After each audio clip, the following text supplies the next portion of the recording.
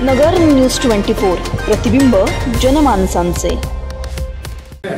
हिंदू सेवा मंडळाच्या या प्रेससाठी आपण सर्व पत्रकार बंधू या ठिकाणी उपस्थित झालात।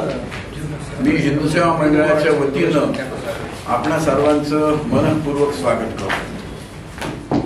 आजची पत्रकार परिषद घेण्यामागचा जो हेतू आहे त्यामध्ये 2 दिवसापूर्वी वसंत लोढा, दीप चव्हाण, संजय घुले, गट्टाणी आणि मुळे या 5 जणांच्या उपस्थितीत जी त्यांची पत्रकार परिषद झाली, त्या पत्रकार परिषदेला उत्तर देणं हा आजच्या पत्रकार परिषदेचा मुख्य हेतू आहे। आणि दुसरी गोष्ट म्हणजे वसंत लोढा आणि दीप चव्हाण यांनी त्या दिवशी पत्रकार परिषदेमध्ये जे मुद्दे मांडले त्या मुद्द्यांचं खंडन या ठिकाणी आम्हाला आज करायचंय। त्यांनी ज्या पद्धतीनं चुकीची माहिती आपल्या समोर मांडलेली होती ती माहिती चुकीची कशी आहे आणि त्या संदर्भामध्ये वस्तुस्थिती काय आहे हे तुम्हाला माहित करून देण्याचा यामागे हेतू आहे। म्हणून आजच्या या पत्रकार परिषदेमध्ये आमचे कार्याध्यक्ष ॲडव्होकेट फडणीस साहेब यांना मी विनंती करतो की त्यांनी या संदर्भातल्या सगळ्या कायदेशीर बाजू उलगडून आपल्या पुढे ठेवाव्या। नमस्कार।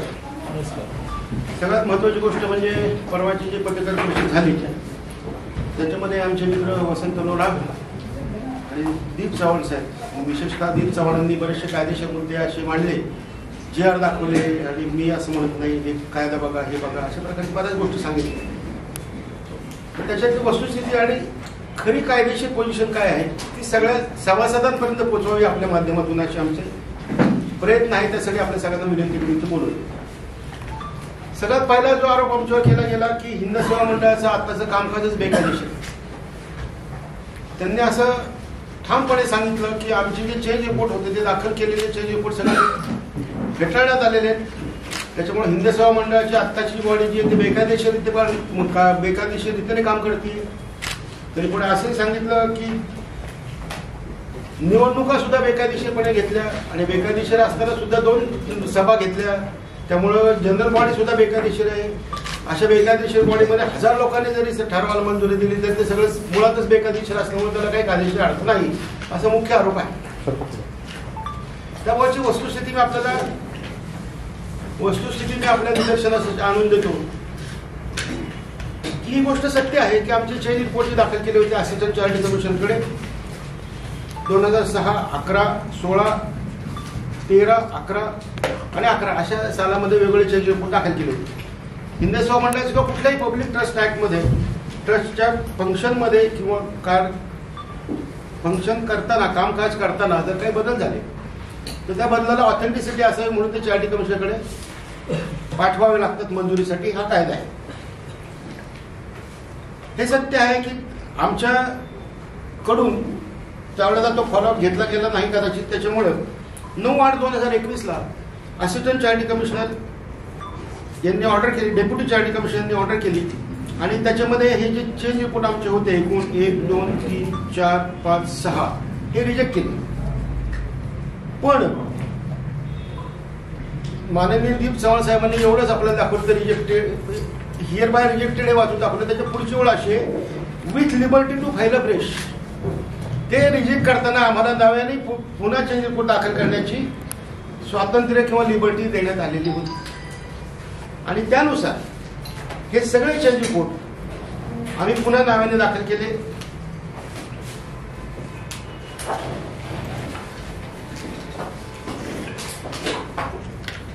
त्याच्या तारखा मी आपल्याला सांगतो।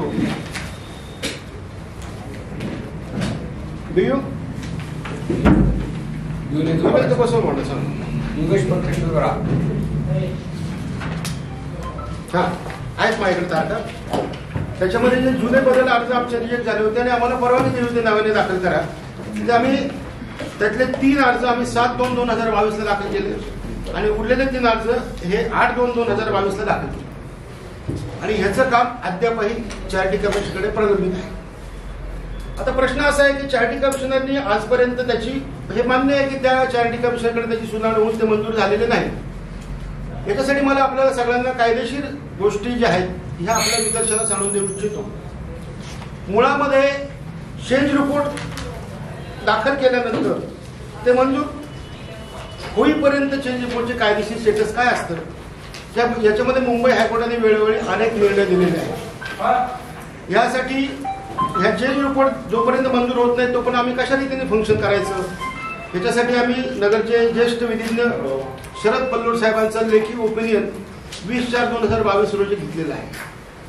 त्याची माझ्याकडे परत आहे. त्याच्या आपल्याला जे कॉपी दिले त्याच्यात ती कॉपी आहे.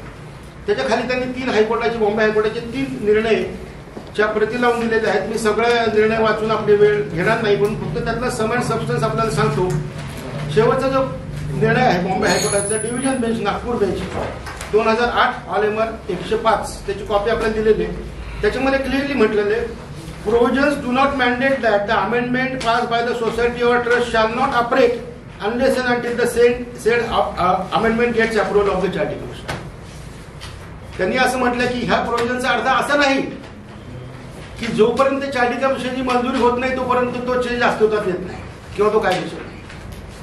त्याच्यामुळे चॅरिटी कमिशनरची मंजुरी प्रलंबित आहे ही एकच गोष्ट आम्हाला कायदेशीररित्या काम करण्यासाठी अडथळा येऊ शकत नाही असं बॉम्बे हायकोर्टाचे जजमेंट आहे. दुसरी गोष्ट यांचं असं म्हणणं आहे की आम्ही जे निवडणुका घेतल्या त्या निवडणुका सुद्धा बेकायदेशीर. त्या बाबतीत सुद्धा आपल्याकडे जे बंच दिलं त्याच्यामध्ये कॉपी दिलेली आहे. आमचे जे कर्मचारी आहेत संस्थेचे एक कर्मचारी विलास सखाराम साठे या निवडणुका घ्यायच्या वेळेला आपल्या आपण बऱ्याच वर्तमानपत्र त्याच्याबद्दलच्या बातम्या येऊन गेलेल्या होत्या की पूर्वीच्या काळामध्ये हिंदू मंडळ हे एकमेव शैक्षणिक संस्था अशी आहे की ज्याच्यामध्ये शिक्षकांना सुद्धा मतदान होतं. शिक्षक आणि स्टाफला अध्यक्ष आणि सचिव या 2 पदासाठी मतदान करण्याचा अधिकार होता. त्याच्यामुळे आम्हाला ऍडमिनिस्ट्रेशनमध्ये बरेचसे त्रास व्हायला लागले की शिक्षक किंवा एखादा अगदी सामान्य शिपाई सुद्धा जरी असेल तरी तो मतदार असल्यामुळे मग त्याला मतदार दुखवायचं का नाही अशा प्रकारचे जरा थोड्याशा जे सर्वसामान्य बाकीच्या अडचणी आहेत तसे यायला लागले. त्याच्यामुळे आम्ही असा निर्णय घेतला की आपण हे त्यांचं मतदान त्यांच्या प्रतिनिधीपुरतंच मर्यादित ठेवू. ह्या ज्या सचिव आणि अध्यक्ष यांचं मतदान आहे ते काढलं पाहिजे. त्याच्याबद्दल आमचे ठराव झाले. जनरल बॉडी सुद्धा मंजूर झाली. तर त्यावेळेला आमचे शिक्षक विलास साठे यांनी त्या निर्णयाला औरंगाबाद हायकोर्टामध्ये रिट पिटिशन करून चॅलेंज केलं. त्याची ऑर्डर 1 मार्च 2022 औरंगाबाद हायकोर्टाच्या डिव्हिजन बेंचने दिलेली आहे. त्याच्यामध्ये मी 2च गोष्टी फक्त आपल्याला दाखवू इच्छितो की हायकोर्टाने त्यांच्या ऑर्डरमध्ये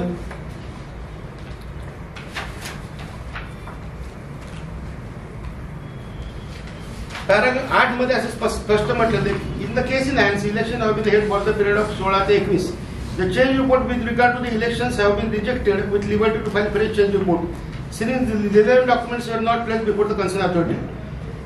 आणि हायकोर्टाने ह्याचा नोंद घेतली की आम्ही ते पुन्हा एकदा दाखल केलेले आहेत. हे नोंद घेतल्यानंतर ह्या पिटिशनमध्ये हायकोर्टाने त्यांना मतदानाचा अधिकार आहे किंवा नाही याच्याबद्दल हायकोर्टाने त्यांना मतदानाचा अधिकार दिला नाही. परंतु त्या पिटिशनच्या दरम्यान हायकोर्टाने आमच्या वकिलांना विचारणा केली की ठीक आहे 2021 ची तुमची टर्म संपलेली आहे, आता 2022 आहे, तुम्ही निवडणुका कधी घेणार. हायकोर्टामध्ये आमच्या वकिलांनी आमच्या संस्थेच्या वतीने हायकोर्टामध्ये स्टेटमेंट केलं की सर आम्ही 3 महिन्यात निवडणूक घेऊ. आणि हायकोर्टाने त्यांच्या ऑर्डरमध्ये हे मेन्शन केलं आहे the learned advocate for the society informs us that within 3 months the society would complete the election process. त्याच्यामुळे हायकोर्टाने त्या सगळ्या प्रोसेसमध्ये कुठेही हस्तक्षेप करण्यास नकार दिला.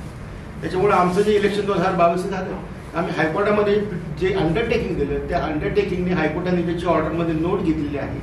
त्या नोट आणि अंडरटेकिंगच्या आधाराने 2022 निवडणूक आली. त्यामुळे पहिला मुद्दा असा की केवळ आमचे पहिल्यांदा रिजेक्ट झाले म्हणून आम्ही बेकायदेशीर हा सत्य नाही कारण आम्ही नवीन दाखल केलेले आहेत. दुसरा मुद्दा असा की मुंबई हायकोर्टाच्या निकालाप्रमाणे चेंज रिपोर्ट दाखल झाल्यानंतर ते मंजूर होईपर्यंतचा कारभार बेकायदेशीर होत नाही. आणि तिसरे मुद्दा असा की आम्हाला निवडणुका घेण्याचं कधी घेता येईल हायकोर्टाने विचारणा केल्यानंतर आम्ही जेव्हा हायकोर्टात स्टेटमेंट केलं आणि आपल्याला माहित असेल की हायकोर्टात तोंडी स्टेटमेंट जरी केलं हायकोर्टाने त्या ऑर्डरमध्ये घेतलं की दॅट इज बाइंडिंग. तेव्हा आम्ही हायकोर्टामध्ये जेव्हा कबूल केलं की 3 महिने आम्ही म्हणजे आमच्या वतीने आमच्या वकिलांनी ही 3 महिन्यात आम्ही निवडणुका घेतो. त्याला हायकोर्टाने अप्रुव्हल केलं आणि त्याच्यानंतर आम्ही मे 2022 मध्ये निवडणुका घेतल्या. त्याच्यामुळे आमचा हा जो सगळा कालावधी जो आहे संपूर्णपणे कायदेशीर प्रोसेस होऊन झालेला आहे. त्याच्यामुळे हे दीप चव्हाणांचं जे म्हणणं आहे की हे सगळंच बेकायदेशीर आहे, मुळात खोट आहे. ही पहिली गोष्ट. दुसरी गोष्ट, या 5 लोकांनी ज्यांनी सांगितलं की हे सगळं इलेक्शन बेकायदेशीर, प्रोसेस बेकायदेशीर, तिथल्या गट्टाणे साहेबांनी इलेक्शनला फॉर्म पण भरला होता. तो त्यांनी माघार घेतला. त्यांना वैयक्तिक कारण सगळ्यांना सभासद आमच्या बरीच माहिती आहे. त्यांनी माघार घेतला. म्हणजे इलेक्शन बेकायदेशीर तुम्ही म्हणता, त्याच्यामध्ये इलेक्शनचा फॉर्म भरणं ही कुठली पद्धत आहे? हे केवळ हिंद सेवा मंडळाचा कारभार जो चालू आहे व्यवस्थित, आता तो डिस्टर्ब करणे हा एकमेव हेतू या लोकांचा दिसतो, असं माझं स्पष्ट मत आहे. त्याच्यानंतरचा मुख्य मुद्दा त्यांनी असं घेतला की ही वक्फ बोर्डाची प्रॉपर्टी आहे आणि वक्फ बोर्डाची प्रॉपर्टी असल्यामुळे त्यांनी आम्हाला एक नोटीस पण पाठवली. त्यांनी सांगितलं आम्ही त्या नोटीसला उत्तर दिलं नाही. खरं तर मला त्या नोटीसला आम्हाला उत्तर देण्याची गरज वाटली नाही, कारण आमच्याशी संबंध नाही. जी जागा, ज्या डिस्प्युटेड जागेवरून हा सगळा वाद चालू आहे, हिंद सेवा मंडळाची जी जुन्या वसतिगृहाची जागा आहे, सर्व नंबर 161 पैकी, ज्याच्यावर आम्ही ज्याचे हक्क सोडण्यासाठी आम्ही 25 कोटी रुपये घेण्याचा ठराव मंजूर करून घेतलेला आहे, त्याच्याबद्दल हा जो वाद चालू आहे, ती प्रॉपर्टी वक्फ प्रॉपर्टी आहे असं त्यांचं म्हणणं आहे. खरं तर हिंद सेवा मंडळाचा त्या प्रॉपर्टीच्या मालकी हक्काशी काही संबंध नाही. आम्ही भाडेकरी आहोत. ती प्रॉपर्टीचा मालक कुणी असला तरी आमचा भाडेकरार हा 99 वर्षाचा असल्यामुळे आमचा दावा आजही आहे. त्यामुळे त्यांनी पाठवलेल्या नोटीसला फार महत्व द्यावंसं आम्हाला वाटलं नाही, म्हणून आम्ही उत्तर दिलं नव्हतं. पण काल त्यांनी पत्रकार परिषद घेतल्यानंतर त्यांना त्याचं पण उत्तर आम्ही रीतसर कायदेशीर उत्तर पाठवून दिलं. आता वक्फ बोर्डाची जी परिस्थिती आहे मी तो आपल्याला सांगतो, किंवा वक्फ ऍक्टची परिस्थिती आणि वक्फ प्रॉपर्टीची परिस्थिती सांगतो. आता आपल्या सगळ्यांना माहिती आहे की हा जो तकिया ट्रस्टची जी प्रॉपर्टी आहे ही फक्त हिंद सेवा मंडळाचं ते ग्राउंड मोकळं एवढीच नाही, त्या भागातले सगळे दोन्ही बाजूच्या सगळ्या प्रॉपर्टी आहेत तकिया ट्रस्टच्या. दूध संघाची जी इमारत होती ती देखील तकिया ट्रस्ट ह्या मालकीच्या जागेवर आहे आणि कागदोपत्री असा पुरावा आहे की दूध संघांनी ती जागा 1960 साली तकिया ट्रस्ट कडून विकत घेतली. आता ती तकिया ट्रस्ट कडून ज्यावेळेला विकत घेतली त्यावेळेला त्याच्यानंतर ही वक्फ बोर्डाची जागा आहे की नाही असा डिस्प्यूट झाला. त्याच्यानंतर हे अहमदनगर जिल्हा दूध सहकारी दूध उत्पादक संघ मर्यादित ज्यांनी वक्फ ट्रायब्युनल पुढे 32/2013 एक पिटिशन दाखल केलं. ते माझ्याकडे सर्टिफाईड कॉपी आपल्या सगळ्यांना कॉपी दिली आणि त्याच्यामध्ये जर आपण पाहिलं तर त्याच्यामध्ये पहिल्या पॅरामध्ये जे प्रॉपर्टीचे नंबर मेन्शन केले त्याच्यामध्ये प्रॉपर्टी सर्व नंबर 161 स्पष्ट होईल. त्याच्यामध्ये ही प्रॉपर्टी वक्फ बोर्डाची आहे का नाही याच्याबद्दल वक्फ ट्रायब्युनलने तो निर्णय दिलेला आहे. त्या निर्णयाची तारीख आहे 26/9/2014. त्याच्यामध्ये स्पष्ट असं म्हटलेलं आहे वक्फ बोर्डाने 2 गोष्टी की वक्फ ऍक्ट 1900 जो वक्फ ऍक्ट पहिल्यांदा असला तो 1954 साली, परंतु तो फक्त मराठवाडा विभागापुरता मर्यादित होता आणि 1995 साली नंतर त्याच्यामध्ये दुरुस्ती करून तो संपूर्ण महाराष्ट्रासाठी ऍप्लिकेबल करण्यात आला, संपूर्ण भारतासाठी ऍप्लिकेबल. सॉरी, पण जोपर्यंत मराठवाडा विभागापुरता तो अस्तित्वात होता तोपर्यंत तो इतर विभागाला अस्तित्वात नव्हता. त्यामुळे वक्फ ट्रायब्युनलने त्यांच्या निकाल पत्रात असं स्पष्टपणे म्हटलेलं आहे की जोपर्यंत हा वक्फ ऍक्ट मराठवाडा सोडून इतर विभागाला लागून होता तोपर्यंत हे जे ट्रस्ट होतं हे ट्रस्ट बॉम्बे पब्लिक ट्रस्ट ऍक्टच्या प्रोव्हिजन प्रमाणे गव्हर्न होतं, त्याला वक्फ ऍक्ट लागत नाही. आणि तकिया ट्रस्टने ज्या वेळेला त्याच्यामुळे आणि हे सर्व नंबर 161 बद्दलचं जजमेंट आहे, त्याच्यामुळे 1995 सालापर्यंत ह्या प्रॉपर्टीला बॉम्बे पब्लिक ट्रस्ट ऍक्ट लागू होता आणि ह्या प्रॉपर्टीचे सगळे अधिकार जे होते ते असिस्टंट चॅरिटी कमिशनर किंवा चॅरिटी कमिशनरकडेच होते. आमच्या माहितीप्रमाणे आमच्याकडे जे उपलब्ध कागद आहे, दुनिया मुनोटनी ज्या वेळेला तकिया ट्रस्ट कडून ती जागा विकत घेतली त्यावेळेला रितसर त्यांनी असिस्टंट चॅरिटी कमिशनरची लेखी परवानगी घेतलेली आहे. त्यांनी जो अर्ज दाखल केला होता त्या अर्जाचा नंबर J4-104/94 असा आहे आणि त्याप्रमाणे तकिया ट्रस्टला ती प्रॉपर्टी विक्री करण्याची त्यांनी परवानगी दिली. विक्री करण्याची परवानगी दिल्यानंतर दुनिया मुनोतनी ती प्रॉपर्टी विकत घेतली. मी पुन्हा सांगतो की ह्या सगळ्या मालकी हक्काशी आमचा काही संबंध नाही, परंतु आमची ताबा कसा बेकायदेशीर आहे हे दाखवण्यासाठी वक्फ पॅक्टचा हा बाबुलबुवा जो पुढे आणला जातो हा कसा चुकीचा आहे हे मी आपल्याला दाखवतो. त्याच पिटिशनमध्ये हायकोर्ट वक्फ ट्रायब्युनलने असा एक स्पष्टपणे उल्लेख केलेला आहे की 1995 सालचा वक्फ पॅक्टचा कलम 112 जो आहे तो contains regarding repealing and saving clause and all the actions taken in corresponding law anything done in the exercise of the powers conferred by or under the corresponding law are saved and save are not to be disturb. याचा अर्थ असा की 112 कलमाप्रमाणे पूर्वीच्या कायद्याप्रमाणे जर एखादी property govern होत असेल आणि त्याच्या खाली जर काही आदेश झाले असतील तर ते सुरक्षित आहेत, ते डिस्टर्ब होणार नाही. त्याच्यामुळे असिस्टंट चार्ज कंपनीने विक्रीची परवानगी दिली तो डिस्टर्ब झालेला नाही असं कलम 112चा उल्लेख त्या ट्रायब्युनलच्या जजमेंटमध्ये केलेला आहे. तिसरी गोष्ट, हे आम्हाला हे कळलेलं नाही की मुळात हे वसंत लोढा, दीप चव्हाण ह्या लोकांना करायचं काय, यांचा उद्देश काय. हिंद सेवा मंडळाने ही प्रॉपर्टी 25 कोटी रुपयाला विकू नये असा जर त्यांचा उद्देश असेल, ज्याप्रमाणे जनरल बोर्डाच्या मध्ये आपल्याकडे सगळ्यांकडे व्हिडिओ रेकॉर्डिंग पण आहे त्याचं, आम्ही प्रोसिडिंग मध्ये पण घेतलंय, तेही सांगतो की प्रोसिडिंग कसं तयार नाही असं सांगितलं, त्याचं उत्तर देतो. त्यावेळेस वसंत लोढांनी स्टेजवर सर्व सभासदांसमोर उभारून सांगितलं की मी ह्याची दुप्पट रक्कम द्यायला तयार आहे, मला 1 महिन्याचा वेळ द्या. त्याप्रमाणे असं म्हटल्यानंतर त्यांनी आम्हाला एक पत्र पण दिलं लेखी दिनांक 2/2/2004 रोजी हिंद सेवा मंडळाच्या अध्यक्षांना वसंत लोढांनी स्वतःच्या स्वाक्षरीने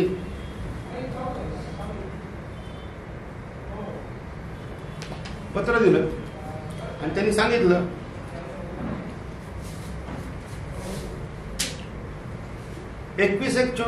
वार्षिक सभेच्या विषय क्रमांक 2च्या हिंद सेवा मंडळाच्या जुन्या वसतिगृहात संदर्भात सदर जागा भाडेमुक्त करायच्या संदर्भात विरोध नोंदवला असताना जिल्हा सभासदांचा अरुण जगताप यांनी ज्यांच्यापेक्षा जादा रक्कम मिळत असेल तर त्याचा विचार करावा असा विषय मांडला होता. तेव्हा मी अरुण जगताप भंडारी यांच्यापेक्षा दुप्पट किंवा त्यापेक्षा जादा रक्कम मंडळास मिळून देतो असं जाहीर सभेत मांडले होते. तेव्हा माननीय अध्यक्षांनी तसा प्रस्ताव असा उत्तरात म्हटले होते, सदर कायदे जागेबाबत कायदेशीर माहिती व उणीवमुळे कंपनीचा व्यवहार तसेच वतनाच्या जागेबाबतच्या सर्व कागदपत्रांची माहिती घेऊन मी 1 महिन्यात दिलेल्या प्रस्तावाप्रमाणे सदर पार्टी आपल्या मंडळाशी व्यवहार करण्यास तयार आहे. म्हणजे दुप्पट रक्कम घेऊन आमच्याशी व्यवहार करण्यासाठी कुणी पार्टी तयार आहे. आम्ही 1 महिना त्यांची प्रामाणिकपणे वाट पाहिली. हिंद सेवा मंडळाचा फायदा होत असेल तर आम्हाला कुणाचं नुकसान असं काही कारण नाही. परंतु हा 2/2/2024 ते 3/2/2024 हा 1 महिना पूर्ण होण्याच्या आधी ह्या लोढा महाशयांनी आणि ह्या सगळ्या या लोकांनी आम्हाला नोटीस पाठवली. नोटीस कुठे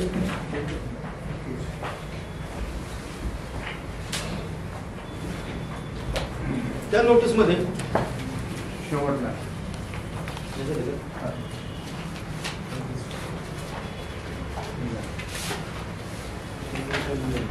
त्या नोटीस मध्ये म्हणजे त्यांनी दुनिया जगताप भंडारी सामीर अली मुख्य कार्यकारी अधिकारी वक्फ बोर्ड सगळ्यांना नोटीस पाठवली. त्याच्यामध्ये त्यांनी असं स्पष्टपणे म्हटलेलं आहे, त्यांचं असं म्हणणं की ही प्रॉपर्टी जी आहे ही वक्फ बोर्डाची प्रॉपर्टी आहे आणि पॅराग्राफ 4 मध्ये असा त्यांनी उल्लेख केला, असे असताना दर्ग्याचे पूर्वीचे मुतवल्ली यासिन अली, महबूब अली व हमीद अली यांनी दर्ग्याची मिळकत सर्व नंबर 161 पैकी 3 एकर 29 गुंठे हिंद सेवा मंडळ या संस्थेस 14/11/64 रोजी शैक्षणिक प्रवेशासाठी 99 वर्षाचे भाडे दिले आहे. वास्तविकरित्या सदर दर्गा ही सार्वजनिक विशेष संस्था मुंबई पब्लिक ट्रस्ट अन्वये नोंदली होती. त्यामुळे सदर दर्ग्याच्या मिळकती 99 वर्षाच्या भाडे कराराने आगर भाड्याने देता येत नाही. त्यांचा प्रयत्न काय आहे की ही प्रॉपर्टी आहे ही वक्फ बोर्डाची प्रॉपर्टी अशी ठरवायची, म्हणजे हिंद सेवा मंडळाला 25 रुपये सुद्धा मिळणार नाही. आम्ही इकडे मंडळाची आर्थिक परिस्थिती नसताना शैक्षणिक सुविधा वाढवण्यासाठी पारदर्शीपणे सगळ्यांना सांगून किती रुपयाला रक्कम ठरली, किती कशी ठरली हे सांगून प्रयत्न करतोय. त्यांचा हेतू काय? त्यांचा हेतू ही प्रॉपर्टी वक्फ बोर्डाला द्यायची आहे का? वक्फ बोर्डाच्या घशात ही वक्फ बोर्डाची प्रॉपर्टी नाही असं वक्फ ट्रायब्युनलचा निर्णय आहे. यांनाही का बरं वक्फ बोर्डात जाण्याची इच्छा आहे? म्हणजे हिंद सेवा मंडळाचं आर्थिक नुकसान करायचं, हिंद सेवा मंडळाच्या बॉडीला बदनाम करायचं आणि यांचा हेतू काय साध्य होणार आहे? वसंत लोढा, दीप चव्हाण यांचा हेतू काय आहे हेच मला कळलेलं नाहीये. तुम्हाला वक्फ प्रॉपर्टी का ठरवायची? ही वक्फ प्रॉपर्टी नाहीये. आणि सगळ्यात महत्त्वाची गोष्ट तुम्हाला मी आपल्याला नमूद करू इच्छितो की ऍक्च्युली वक्फ ऍक्ट 1995 जो आहे तो सर्वसामान्य जनतेच्या दृष्टिकोनातून अत्यंत घातक आहे. वक्फ ऍक्टनी जर एखादी प्रॉपर्टी तुमची माझी कुणाची प्रायव्हेट प्रॉपर्टी जर ऍक्वायर केली आणि ती वक्फ प्रॉपर्टी म्हणून डिक्लेअर केली तर त्याला चॅलेंज करता येत नाही. त्यामुळे हा अशा प्रकारचा कायदा जो आहे हा घातक आहे समाजाच्या दृष्टिकोनातून. म्हणून हा कायदा रद्द व्हावा यासाठी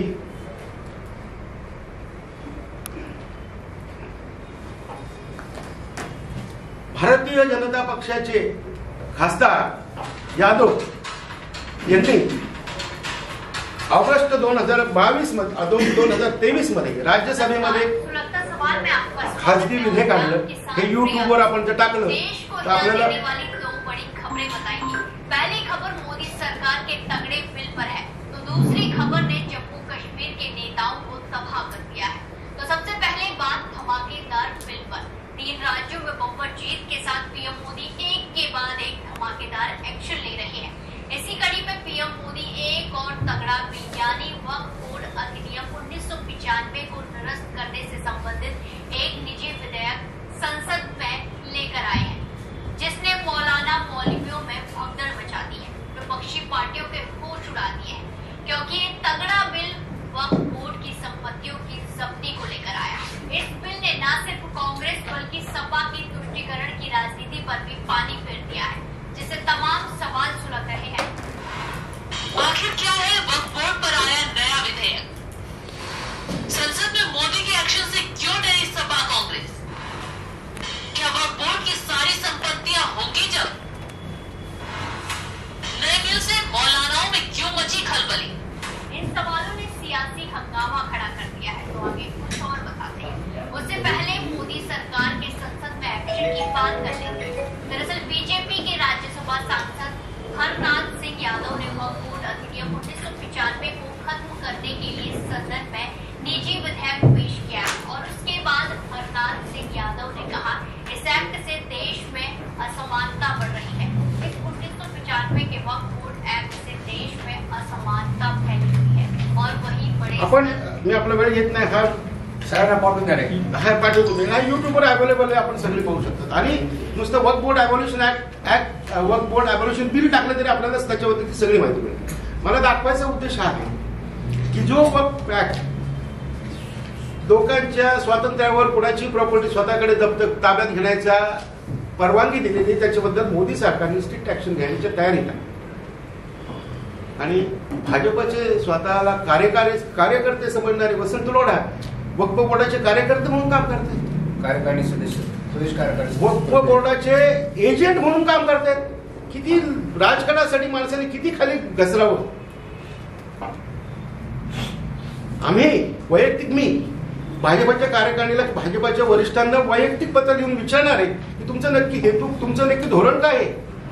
तुमचे खासदार वक्फ ऍक्ट अबॉलिश करण्याचं बिल आणतात आणि तुमचे कार्यकारिणी सदस्य इथं वक्फ बोर्डाची एजन्सी करतात. जी प्रॉपर्टी वक्फ बोर्डाची नाही ती वक्फ बोर्डाची प्रॉपर्टी असल्याचा प्रयत्न करतात, दाखवायचा प्रयत्न करतात. हे कशासाठी?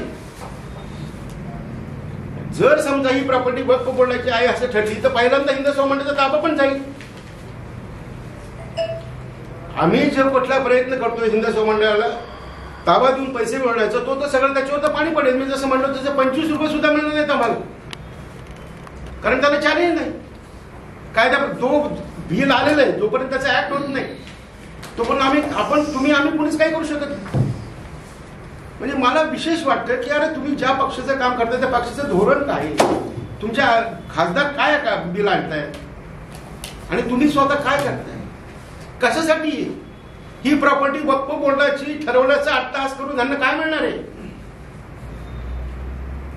ठीक आहे, तुमचं हिंद सेवा मंडळाच्या पदाधिकाऱ्यांवर राग असेल, आम्ही सोडतो सगळे, तुम्ही येऊन मंडळ चालवा. 100 वर्षाची जुनी शैक्षणिक संस्था आहे, त्याचं वाटोळं करू नका. पण विनंती करेन की त्यांना एकदा विचारा की त्यांचा हेतू काय. एकदा म्हणायचं की 50 कोटी देतो, नंतर म्हणायचं की वक्फ बोर्डाची प्रॉपर्टी, तिसऱ्यांदा म्हणायचं की वतन, एकदा म्हणायचं की वतन प्रॉपर्टी, एकदा म्हणायचं इनाम प्रॉपर्टी, काहीतरी जुन्या गोष्टी आणायच्या. ही ऑर्डर सुद्धा त्यांनी सांगितलं की आमचे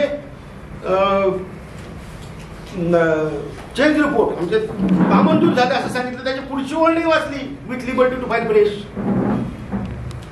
गुन्हा दाखल करण्याची परवानगी देऊन ते रिजेक्ट केले हे नाही वाचलं माननीय दीप चव्हाणांनी. हे कशासाठी करतायत, त्यांचा हेतू काय, हे अतिशय म्हणजे असं घृणास्पद. यांचे जे गोष्टी आहेत ते अतिशय घृणास्पद चालू आहे. ठीक आहे, आमचं मंडळ बेकायदेशीर चालू आहे, तुम्ही कोर्टात जा, त्याच्यामध्ये स्टे मागा, चार्टी कमिशन लगा, त्यांना म्हणा की हे चालू आहे, बेकायदेशीर चालू आहे. मी सांगितलं हे सगळं केस लॉ आमच्या बाजूने आहेत, ओपिनियन आहे, ऑर्डर आहेत. हायकोर्टामध्ये आम्ही कमिट केल्याप्रमाणे आम्ही इलेक्शन घेतलेलं आहे. बॉम्बे हायकोर्ट म्हणते की आमचे चेंज रिपोर्ट दाखल झाले, तो मंजूर होत नाही तोपर्यंत आम्ही काम काढू शकत नाही, असं कायदा नाहीये. यांना काय दाखवायचं, यांना साध्य काय करायचं हे मला कळलेलं नाही. तिसरी गोष्ट,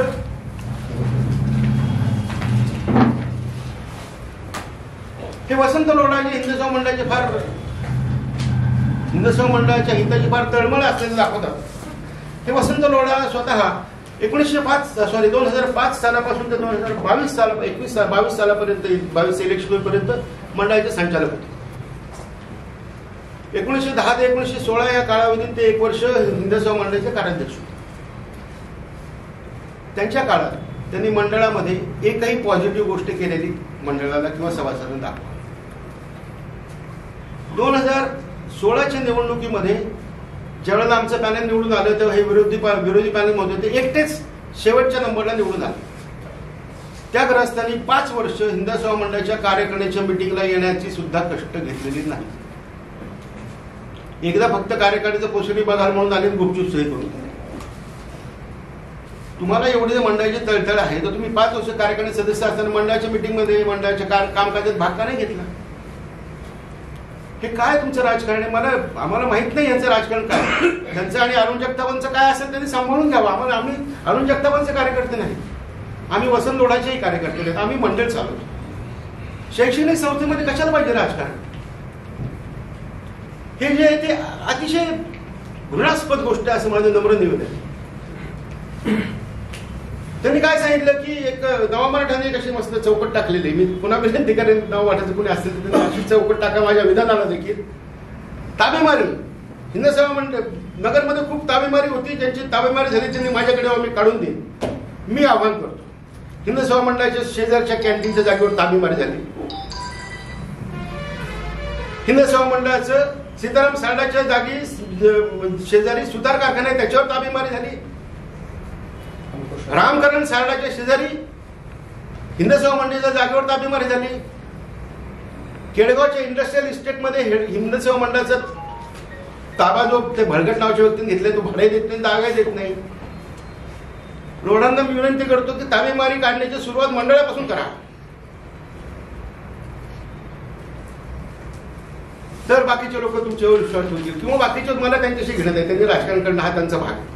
पण ते जर खरोखर ताबेमारीच्या नवीन क्षेत्रात प्रवेश केला असेल तर त्याची सुरुवात त्यांनी हिंदू सभा मंडळापासून करावी असं मी आपल्या माध्यमातून त्यांना विनंती करतो. कॅन्टीन सुरुवात शेजारच्या कॅन्टीनवर ताबेमारी, ह्या सगळ्या ठिकाणची आम्हाला कुठलेही भाडे मिळत नाही, ह्याला ताबेमारीच म्हणतात ना. त्यांना ताबेमारी कशाला म्हणतो तुम्हाला माहित नाही, पण माझ्या मते ह्याला पण ताबेमारी म्हणतात. ही काढा ना. आम्ही त्याच्यासाठी हिंदू सभा मंडळाच्या सर्व पदाधिकाऱ्यांच्या वतीने त्यांना लेखी अधिकार पत्र द्यायला तयार आहोत. कॅन्टीन खाली करून द्यायचं, सगळ्या जागा सगळी ताबेमारी काढा ना, सगळी ताबेमारी काढा. आमची विनंती आहे तुम्हाला, सगळी ताबेमारी काढा.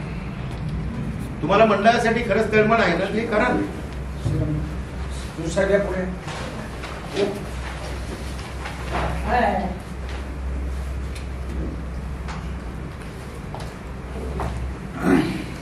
आमचा जो ठराव पास झाला ज्याच्यामध्ये सगळे वादन मार्ग सगळ्या मंडळाच्या जवळपास 1000 सभासद त्या दिवशी होते. आपल्यापैकी काही लोक तिथे उपस्थित होते.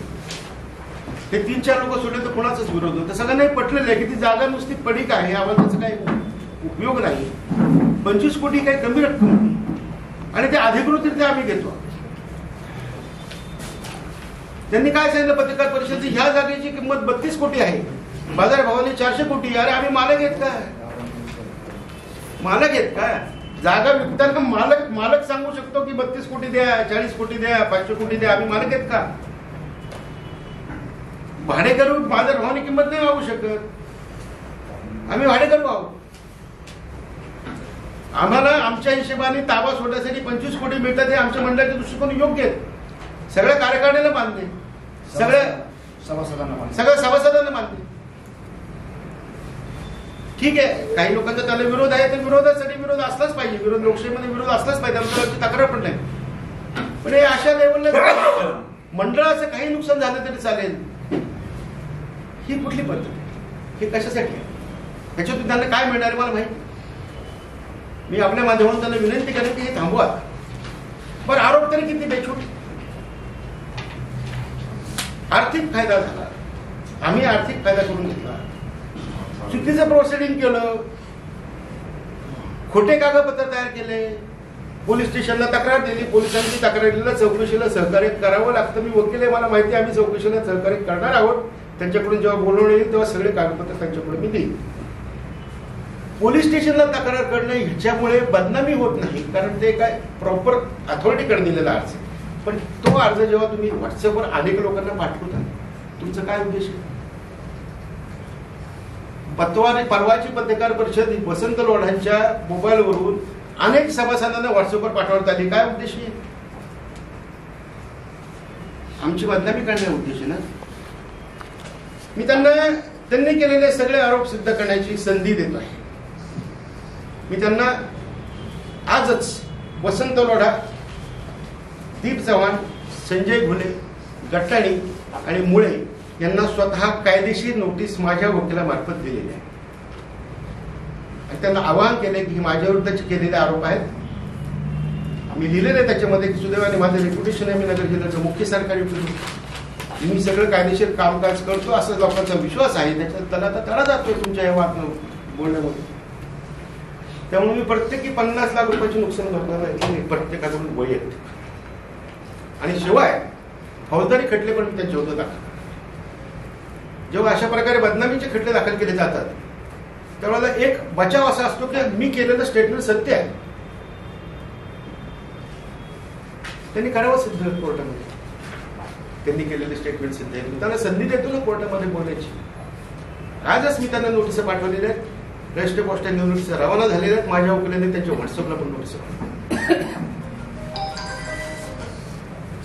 तुमच्या वैयक्तिक घाणेरड्या राजकारणासाठी आम्हाला काय विचार नका. एक तर आम्ही सगळेजण आपापले व्याप सांभाळून हिंदू सभा मंडळाचं जे जसं जमेल तसं काम करतो. आम्ही म्हणत नाही फार उत्तम करत असतो, पण तुम्हाला कशासाठी बदनाम करताय? बरं आमचं सोडा, मंडळाला का बदनाम करताय? मंडळाचं का नुकसान करताय? कारण नसताना ती प्रॉपर्टी वस्तू पडायची का ठरवायचं 8 तास करताय? काय मिळणार आहे तुम्हाला? अर्थात त्यांच्या मागे देखील आमच्या मंडळातलं काही, आता सुप्रियाताईंच्या भाषेत बोलायचं अदृश्य हात आहेत असं आम्हाला माहिती आहे. तर तरी सुप्रियाताईंचं एक स्टेटमेंट वाचलं की अदृश्य हात वगैरे असेल. त्यांच्या मागे कोण अदृश्य हात आहे ते सगळ्या सभासदांना पण माहिती आहे. त्यामुळं हे संपूर्णपणे कायदेशीर आहे. एकही गोष्ट याच्यामधली बेकायदेशीर नाही. याच्याबद्दलचे सगळे कागदपत्र माझ्याकडे आहेत, मंडळाकडे आहे. आम्ही ते सगळे कागदपत्र जेवढे आवश्यक वाटले मला तेवढ्या कॉपी दिल्यात. अजून काही पाहिजे असतील तर माझ्याकडे कॉपी सगळ्या आहेत. त्याच्यामुळे हे बेछूट आरोप त्यांनी करणं बंद करावं अशी मी आपल्या सगळ्यांच्या माध्यमातून त्यांना विनंती करतो. हिंदू सभा मंडळाचं खरंच तुम्हाला चांगलं करायचं असेल, हिंदू सभा मंडळाला खरंच फायदा करून द्यायचा असेल तर हिंदू सभा मंडळाच्या झालेल्या जागेवर झालेली ताबेमारी त्वरित दूर करा. त्यांनी सांगितलं आम्हाला आवाहन करा, मी करतो आवाहन. काराध्यक्ष यांना त्यांनी ताबेमारी आमची दूर करा. मग आम्हाला कळेल की खरोखर हिंदू सभा मंडळाची तळमळ आहे या माणसाला. फक्त आमची प्रॉपर्टी वक्फ बोर्डाची ठरवण्यापेक्षा हे घ्या, म्हणजे जरा हिंदू सभा मंडळाचं थोडंसं काहीतरी शैक्षणिक कार्याला हातभार लागल्यासारखं. तुम्ही वैयक्तिक कारवाई करण्याचं नोटीस मी वैयक्तिक नोटीस दिली. हिंद सेवा मंडळ काही या संदर्भात काही स्वतंत्र कारवाई करणार आहे? नाही, आता काय केले त्यांनी, हिंद सेवा मंडळाच्या विरुद्ध आरोप नाहीत, आरोपात आमच्या विरुद्धच. हिंद सेवा मंडळाच्या पदाधिकाऱ्यांच्या विरुद्ध आरोप आहेत, आर्थिक गैरव्यवहाराचे आरोप आहेत, बेकायदेशीर कागदपत्र बनवायचे अधिकारी. ते मंडळ नाही बनवत, नाही आम्ही बनवतो. मी नोटीस दिलेले मोडक सर आणि जोशी साहेब ते वेगळी सेपरेटली नोटीस देत आहेत, पण माझी ऑलरेडी रवाना झाली. आणि या 5 लोकांच्या विरुद्ध मी 50 लाख रुपये प्रत्येकी नुकसान भरपाईचा दावा करतोय आणि प्रत्येकाच्या विरुद्ध स्वतंत्रपणे फौजदारी खटला दाखल करतो. माझी बदनामी झाली. तुम्ही आधी उल्लेख केला की तुम्हाला न्यायालयानं म्हणजे पुन्हा सबमिट करण्यासाठी परवानगी दिली. पण असं जेव्हा हे सबमिशन होत असतं त्यावेळेस एक असं असतं की तुम्ही फक्त संस्था रन करा, धोरणात्मक निर्णय घेऊ नयेत हे एक अपेक्षित असतं. कारण हे तुम्ही तुमचं फेटाळलंही जाणार असतं किंवा स्वीकारलंही जाणार असतं, याच्यावर संदिग्धता असते. कारण याच्याबाबत निर्णय पेंडिंग आहे. ऐका ना, एक मिनिट ऐका. फेटाळला याचा अर्थ ही एखादी गोष्ट तुम्ही पॉलिसी मॅटर घ्यावं की नाही हा प्रश्न आहे का फक्त संस्था त्याचं बेसिक रन व्हावं एवढ्या पुरतं तुमचं कामकाज अपेक्षित असतं. म्हणून मी बॉम्बे हायकोर्टाची 3 जजमेंट त्याच्यात लागलेली. आपल्याला वेळ मिळाला तर आपण जरूर वाचा, त्याच्यामध्ये या सगळ्याचा उहापोह. एक आणि दुसरी गोष्ट, हिंद सेवा मंडळाचे जे चेंज रिपोर्ट फेटाळले गेले ते मेरिटवर रद्द झालेले नाहीत, ते फक्त आमच्याकडून कागदोपत्राची पूर्तता झाली नाही या तांत्रिक कारणासाठी, एवढाच तांत्रिक कारण. त्यामुळं माझा प्रश्न त्या पलीकडचा तुमचा जो प्रश्न आहे त्याचं उत्तर मुंबई हायकोर्टाच्या उच्च न्यायालयाच्या निकालामध्ये दिलेलं आहे. म्हणून मी आपल्याला 3 निकालाच्या प्रती दिलेल्या आहेत. पनोड साहेबांचं जे ओपिनियन आहे त्या ओपिनियनची पण परत आहे दिले, त्या सेटमध्ये दिलेली सर. त्याच्यामुळं हिंद सेवा मंडळ रन करणं म्हणजे हिंद सेवा मंडळाच्या दृष्टिकोनातून कायदेशीर असतं ते सगळं निर्णय घेणं. आणि त्याच्यामध्ये स्पेसिफिक मुंबई हायकोर्टाने जे म्हटलेलं आहे की चेंज पण मंजूर झाला नाही म्हणजे चेंज आला नाही असं होत नाही. म्हणजे आमचा चेंज झालाच आहे. चेंज म्हणजे कुठला, इलेक्शन हा चेंज आहे, बॉडी आली हा चेंज आहे, आम्ही कायदेशीर काम करणं हा चेंज आहे. ते फक्त आम्ही चेंज पण म्हणजे it is only intimation to. सहसा ते चेंज रिपोर्ट जे आहेत ते आपोआप मंजूर होतात. पण दुर्दैवाने आमच्याकडे आमचे जे पूर्वाश्रमीचे सचिव त्यांनी स्वतःच दाखल केलेल्या चेंज रिपोर्टला सुद्धा विरोध करतात. पण तो मंजूर आहे ना इलेक्शन आणि तुमचा चेंज रिपोर्ट दाखल आहे ना? नाही पण त्याची मंजुरी आहे की नाही अजून? आता पेंडिंग आहे. आम्हाला परवानगी दिली होती पुन्हा दाखल करण्यासाठी. बरं, त्यांनी जे फेटाळे म्हणून दाखवलं ना त्याच ऑर्डरमध्ये पुढे आहे की with liberty to file fresh. नाही मग यांचं म्हणणं तेच आहे की यांची जी निवडणूक झाली तिलाही मान्यता नाहीये. त्यानंतरची बॉडी, एक मिनिट थांबा, जी बॉडी आली तिलाही मान्यता नाहीये. ह्या बॉडीने जी वार्षिक सभा घेतली ती पण बेकायदा आहे. तुम्ही उशीर आले. त्याच्यामध्ये पल्लोड शरद पल्लोड साहेबांचं आम्ही त्याबद्दल कायदेशीर मत मागवलं होतं. मत आणि हायकोर्ट नाही त्यांनी लिगल ओपिनियन दिलंय. एक मिनिट दाखवतो. आणि त्याच्यामध्ये त्यांनी स्पेसिफिकली म्हटलेलं आहे, I am the opinion that change in the constitution of the trust shall be effective from the date when resolution to that effect is adopted and not from the date on which the change report is issued but the same is accepted by the assistant articles. त्याच्याबाबत त्यांनी Mumbai हायकोर्टाचे judgement त्यासोबत जोडलेले आहे.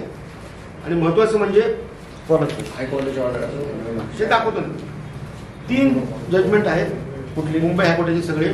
त्यातलं आता 2008चं जे शेवटचं आहे त्याच्यामध्ये बॉम्बे हायकोर्टाने डिव्हिजन बेंचचं जजमेंट आहे.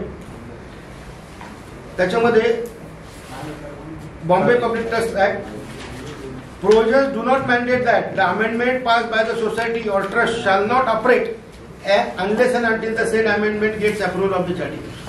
त्यांचं असं म्हणणं आहे बॉम्बे हायकोर्ट की चेंज कधी होतो, इफेक्ट मध्ये येतो. आम्ही चेंज झाला इफेक्ट मध्ये त्याच्या मंजुरी जेव्हा होईल तेव्हा होईल. मंजुरीच्या दिवशी चेंज इफेक्ट होतो असं नाही. हा एक मुद्दा. आणि दुसऱ्या गोष्ट तुम्ही नव्हते मी तो एक मुद्दा मागच्या दाखवला सगळ्यांना सांगितला की हे सगळं झाल्यानंतर 2022 साली ज्यावेळेला आम्हाला निवडणुका घ्यायच्या त्याच्या आधी आम्ही घटना दुरुस्ती केली की शिक्षकांचं आणि शिक्षकेतर कर्मचाऱ्यांचं सचिव, मानस सचिव आणि अध्यक्षासाठी जे मतदान होतं ते आम्ही काढून टाकलं. त्यांना स्वतंत्रपणे फक्त त्यांच्या प्रतिनिधींना मतदान करण्याचा अधिकार दिला. त्याच्याबद्दल आमचे शिक्षक विलास साठे यांनी मुंबई उच्च न्यायालय औरंगाबाद खंडपीठात रिट पिटिशन नंबर 13,824/21 साली दाखल केलं.